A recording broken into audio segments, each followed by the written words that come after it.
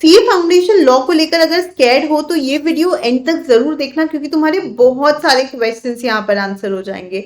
नमस्ते, मैं हूँ सीए स्वाति अग्रवाल और मैं पिछले 10 सालों से सीए स्टूडेंट्स को गाइड कर रही हूँ, पढ़ा रही हूँ, and I have taught like thousands of students. Now every time जब भी कोई नया बच्चा सीए कोर्स में एनरोल करता है तो उसे ये पता होता है कि उसे अकाउंट्स पढ़ना है, लॉ पढ़ना है, मैथ्स पढ़ना है और इकोनॉमिक्स पढ़ना है एट फाउंडेशन लेवल। और हर उस बच्चे को एक सबसे बड़ा डाउट जो होता है वो ये होता है कि यार बाकी तो ठीक है, हमने सुने हैं, देखे हैं, 11th-12th में हमने अकाउंट्स को भी एक्सपीरियंस किया है, मैथ्स बचपन से पढ़ रहे हैं और इकोनॉमिक्स भी हमने देख लिया है, लेकिन ये लॉ कैसे पढ़ा जाए? Is there any technique, is there any trick जिससे लॉ पढ़ लिया जाए? और कहीं ना कहीं बच्चे जब अपने सीनियर से पूछते हैं तो सीनियर से भी यही जवाब आता है कि बेटा लॉ बहुत ज्यादा डिफिकल्ट है। So in today's session I am here to guide all the students जो अभी सीए करना स्टार्ट कर रहे हैं, जो सीए स्टार्ट कर चुके हैं लेकिन अभी इंटरमीडिएट में भी लॉ को लेकर परेशान हो रहे हैं, या फिर जिनको ओवरऑल किसी भी कोर्स में, बिकॉज बीकॉम में भी लॉ होता है, इस सब्जेक्ट को लेकर ये दिक्कत है कि हमें ना रिकॉल नहीं होता, हमें याद नहीं होता हम कैसे पढ़ें। Is it a very very difficult subject? The answer is no. तो फिर ऐसा क्यों होता है कि मेजॉरिटी ऑफ द स्टूडेंट्स इसमें स्कोर नहीं कर पाते हैं?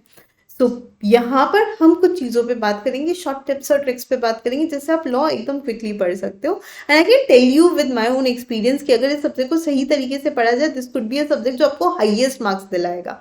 ओके, सो चाहे मैं खुद हूँ या मेरे students have seen like law में मिरेकल्सली बच्चों ने 80+ स्कोर किया है। ओके, एंड सीए और CS, because CS is a course जिसमें मेजॉरिटी लॉज हैं, उसमें मैंने खुद ने एक्सपीरियंस किया था कि अगर इसे सही तरीके से पढ़े ना तो हमें वो कॉन्फिडेंस आ जाता है जो प्रैक्टिकल सब्जेक्ट में होता है। So now what are the tricks? Number 1, जब भी हम कोई प्रैक्टिकल सब्जेक्ट करते हैं, take it accounts, FM, maths, whatever, हम उसे कैसे पढ़ते हैं? हम क्वेश्चंस लेते हैं, we tend to solve it. अगर हमारा आंसर मैच नहीं होता, ऐसे बैलेंस शीट टैली नहीं हुई या मैथ्स में हमारे LHS is not equals to RHS रह गया, तो हम फिर देखते हैं हमने मिस्टेक कहाँ की and then we corrected, and that is how हमें उस सब्जेक्ट का एक्सपर्टीज मिलता है। बट अगर कोई भी थियोरी सब्जेक्ट है, how are we going to study it? We just gonna read it, है ना? कुछ लोग की आदत होती है बुक पे ऐसे हाथ रख लेते हैं और फिर बिना देखे बोल देते हैं, लेकिन ये सब करने के बाद भी वो कॉन्फिडेंस नहीं रहता और दिमाग में एक वो कीड़ा रहता है, यार पता नहीं मैंने ठीक से पढ़ा या नहीं, पता नहीं मुझे याद आएगा या नहीं, और एग्जाम में हम एक प्रेशर के साथ जाते हैं। व्हाट इफ हम उस थ्योरी सब्जेक्ट को भी प्रैक्टिकल की तरह पढ़ें? यानी कि मैंने एक पेज पढ़ा जहां पर मैंने पढ़ा types of partners. Okay, types of partners पढ़ने के बाद मैंने बुक को बंद करके अगर रफली उन सारे टाइप्स को लिख लिया, या फिर मैंने कुछ ऐसे एरो वाले नोट्स बना दिए, या फिर मैंने उसे क्विकली थोड़ा सा अलग तरीके से टेबुलर फॉर्म में प्रेजेंट कर दिया, तो क्या वो बेटर नहीं है?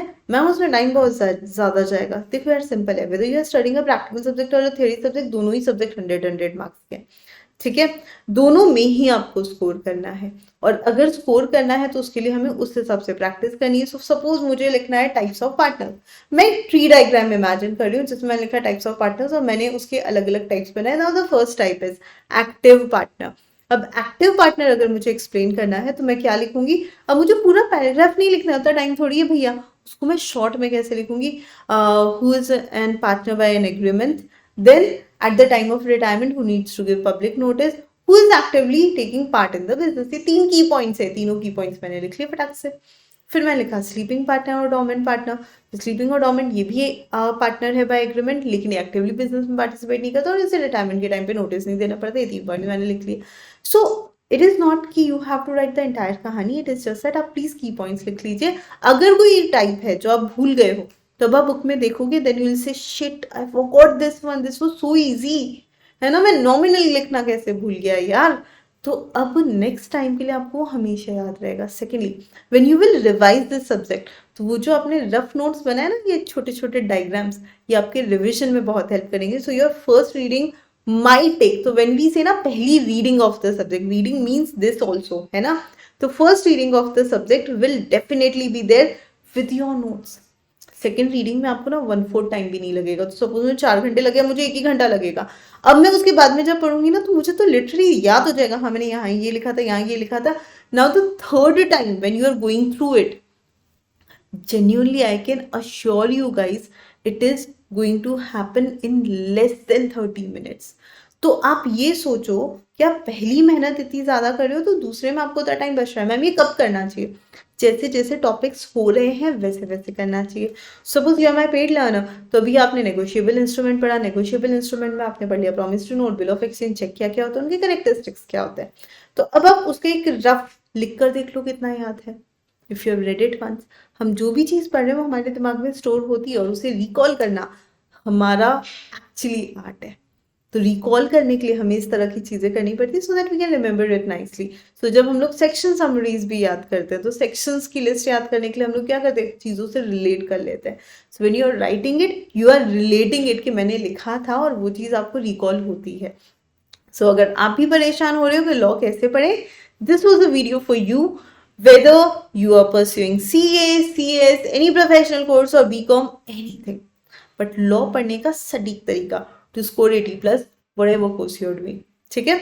All the best. और ऐसे और वीडियोस के लिए एकाग्रता CA चैनल फॉलो कीजिए। मैं हूँ CA स्वाति अग्रवाल। इस तरह के वीडियोस मैं आप लोग के लिए लाती रहूंगी। Thank you.